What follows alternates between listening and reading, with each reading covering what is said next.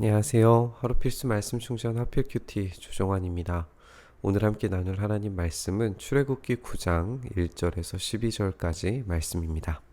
네, 함께 읽으면서 묵상하시죠. 주님께서 모세에게 말씀하세요. 너는 바로에게 가서 히브리 사람의 주 하나님이 이렇게 말씀하신다 하고 나의 백성을 내보내라. 그들이 나에게 예배를 드리게 하여라. 라고 이렇게 말씀하세요. 만약에 내가 바로가 그들을 보내기를 거절하고 계속 그들을 붙잡아 둔다면 주님의 손이 들에 있는 너희의 집짐승들 곧 말과 나귀와 낙타와 소와 양떼를 쳐서 심히 무서운 병이 들게 할 것이다 라고 이렇게 말씀하십니다. 이제 경고가 등장을 하게 됐는데요. 이번에는 이제 집짐승들이죠.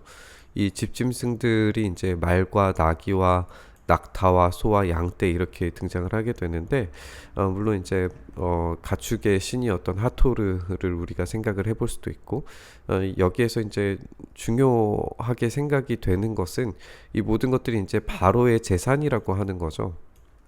그러니까 바로는 이 이집트의 집짐승들을 통하여서 자신의 재화를 축적하고 자신의 권력을 유지할 수 있는 경제적인 부강함의 수단들이었을 거예요. 그런데 하나님께서 이 경제적인 수단들이었던 이 집짐승들을 지금 심판을 하려고 하시는 겁니다. 그런데 여기에서 이제 하나님께서 이스라엘 집짐승과 이집트 사람의 집짐승을 구별할 것이다 라고 이렇게 말씀을 하세요. 우리가 파리장에서도 이 하나님께서 이스라엘 사람들과 이집트 사람들을 분리하시잖아요. 이 분리가 지금 일어나고 있는 것을 보게 됩니다.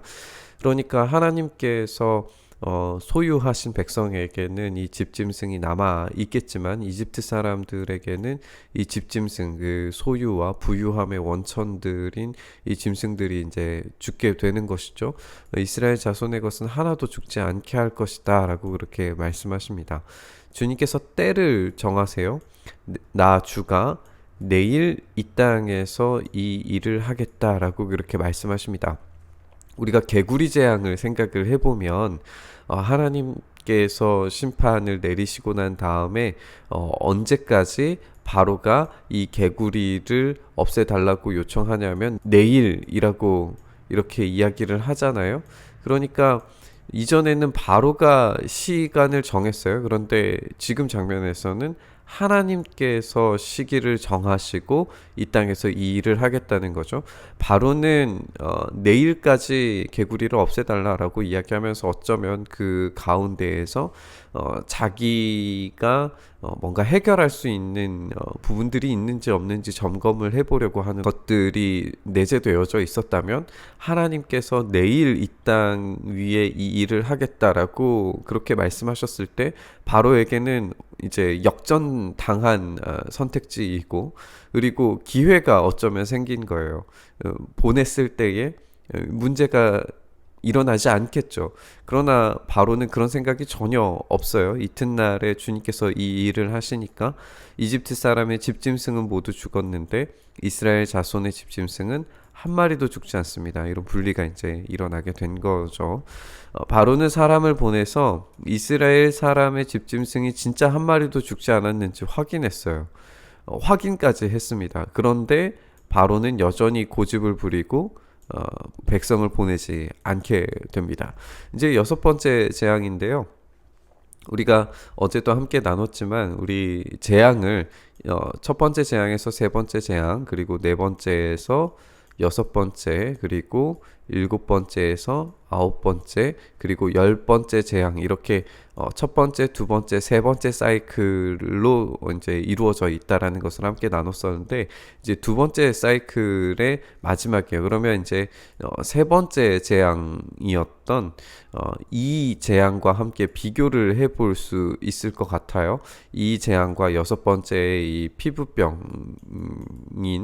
이 재앙이 어떻게 이제 비슷한 구조를 가지고 있는지 한번 생각을 해보죠.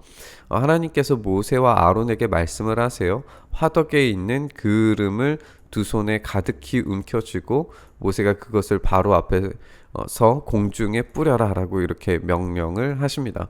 그러니까 어떤 시점이 등장하지 않죠. 이 뭐 이른 아침에 뭐 이런 시점에 대한 설명도 없고 어떤 공식도 없어요. 직접적인 바로와의 접견도 등장하지 않습니다. 그냥 곧바로 실행을 하는 거예요. 모세가 그것을 바로 앞에서 공중에 뿌려라. 그것이 이집트 온 땅 위에서 먼지가 되어서 사람과 집짐승에게 악성 종기를 일으킬 것이다. 라고 이렇게 이야기를 합니다. 이 전에 이제 이 재앙에서는 그냥 땅에 있는 먼지였는데 이것이 이제 이로 변했고 이게 굉장히 큰 강렬한 이집트의 심판을 황폐하게 되는 어떤 이런 모습들을 보여주었다면 오늘은 이제 화덕에 있는 그름이에요.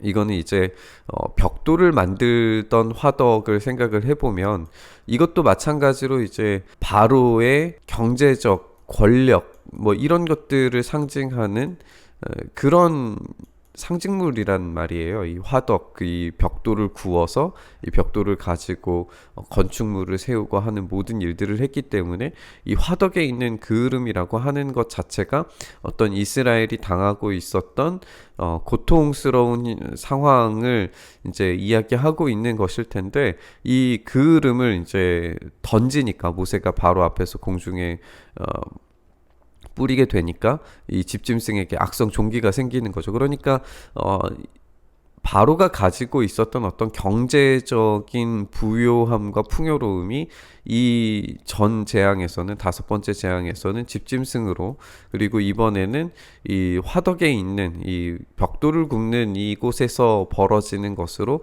이렇게 등장을 하게 되는 겁니다. 그래서 그들은 화덕의 그을음을 모아가지고 가서 바로 앞에 서요. 모세가 그것을 공중에 뿌리니까 사람과 짐승에게 붙어서 악성 종기를 일으키게 됩니다.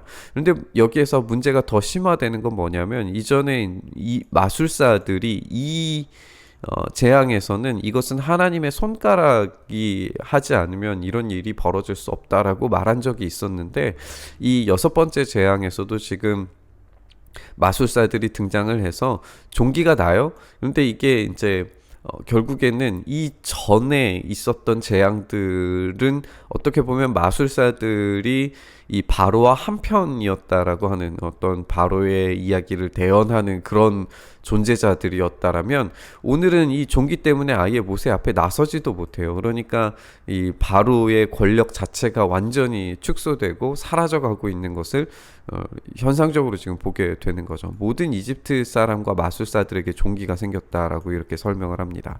그러나 주님께서 바로가 여전히 고집을 부리게 하셨으므로 이것도 이제 이전 장면에서는 바로가 고집을 부려서라고 이렇게 표현을 하는데 오늘 이 장면에서는 주님께서 바로가 고집을 부리게 하셨다라고 하면서 이 모든 재앙의 지금 시작의 주체자가 하나님이시라는 것을 다시 한번 강력하게 보여주고 있습니다. 주님께서 모세에게 말씀하신 대로 지금 이루어지고 있는 거예요.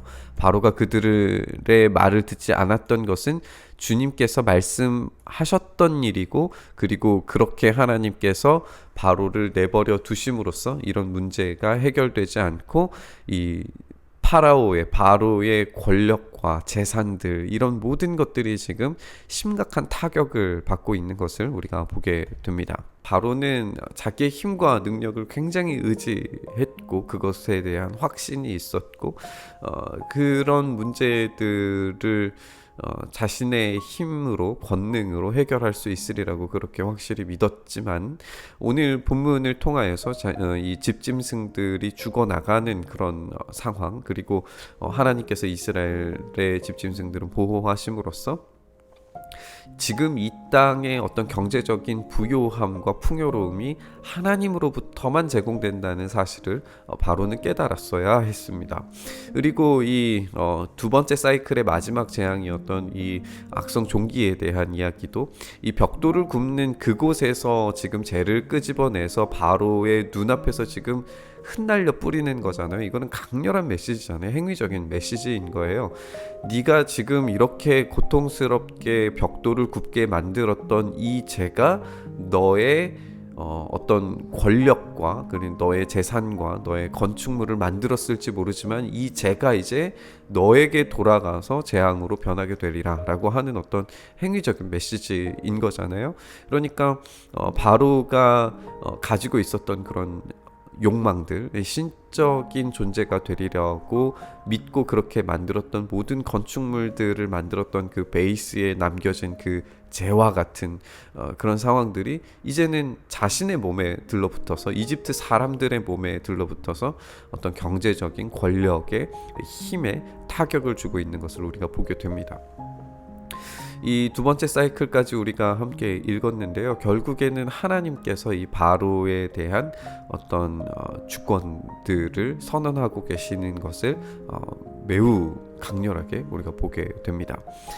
자신의 힘과 능력으로 세우려고 했던 자기의 집짐승들과 그리고 건축물들과 이런 것들로 만들려고 했던 자신의 제국은 하나님의 손길 앞에서 처참하게 아무런 힘과 능력 없이 무너져 내려가는 것을 우리가 보게 됩니다. 우리의 인생에 우리의 힘과 능력으로 세우려고 하는 모든 것들, 모든 시도들에 대해서도 하나님께서 동일하게 일하실 수 있다는 사실을 우리가 기억해야 될 것 같습니다. 하나님께서 손가락 하나만 대시면 하나님께서 말씀하시는 대로 계획하신 대로 하나님의 그 놀라운 은혜의 섭리가 우리 가운데 있지 않다면 우리는 죽을 수밖에 없는 존재이고 먼지와 같은 존재이고 사라져 가야 될 수밖에 없는 그런 존재들입니다. 우리가 이 말씀 함께 묵상하면서 내가 이 인생을 꾸려나가고 살아가는 게 아니라 하나님의 도우심 없이는 내가 한순간도 살아갈 수 없는 존재임을 우리가 다시 한번 묵상하면서 내 힘과 능력으로 내 경제, 내 힘, 내 능력, 내 권위를 만들어가는 것이 아니라 오로지 하나님께서만 그 일을 하신다는 사실을 우리가 한번 기억하면서 오늘 이 말씀 함께 묵상했으면 좋겠습니다. 주님 우리에게 베풀어 주신 그 은혜에 따라 우리가 살아갈 수 있게 하여 주시옵소서. 우리의 힘과 능력을 의지하는 게 아니라 오로지 하나님 한 분만을 의지하며 하나님의 그 통치 아래 내 삶을 온전히 드리는 인생 되게 하여 주시옵소서.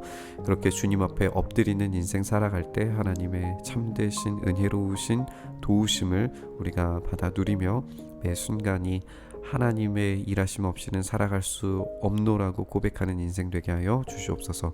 그렇게 우리의 삶을 붙드시고 주관하여 가시기를 간절히 소망하며 우리 주님 예수 그리스도의 이름으로 기도드리옵나이다. 아멘. 오늘 부딪힌 말씀 가지고 함께 기도의 자리로 나아가시죠.